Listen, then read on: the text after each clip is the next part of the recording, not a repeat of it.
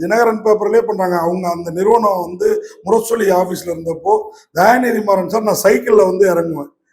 நான் வணக்கம் வைக்க போறேன்னு நமக்கு முன்னாடி கை தூக்குவாரு. அந்த வணக்கம் வைக்கிறதுக்கு அவ்வளவு சகஜமா. அதுக்கப்புறம் தான் அவர் எம்பி எல்லாம். அந்த நிறுவனத்தில் இன்னைக்கு வேலை பார்க்குறவங்க எல்லாமே பாலிடிக்ஸ் சார். என்னன்னா நான் கொஸ்டின் கேட்கறது பல நிருபர்களுக்கு புரியல. இவனே எப்போ பார்த்தாலும் கேள்வியை கேட்டு நீங்க பாத்தீங்கன்னா விஜய் தேவரகொண்டா என் கேள்விக்கு அப்படி ஒரு எப்போ பார்த்தாலும் கேஜிஎஃப் பெங்களூர்ல போய் தமிழ்ல கேள்வி கேட்டவன் நான். கூட இருந்த ரிப்போர்ட்டர்லாம் இங்க தமிழ்ல பேசினா அவ்வளவுதான் இது பண்ணாங்க. ஆனா அவர் வந்து தனியா கை குலுக்கிட்டு போனாரு. கேஜிஎஃப் இங்க இருந்து கூட்டு போனாங்க பெங்களூருக்கு. கேஜிஎஃப் ஃபர்ஸ்ட் செகண்ட் எல்லாத்துக்குமே கூட்டு போனாங்க. அப்புறம் இன்னும் நிறைய பெங்களூர் சம்பவங்கள் இருக்குது.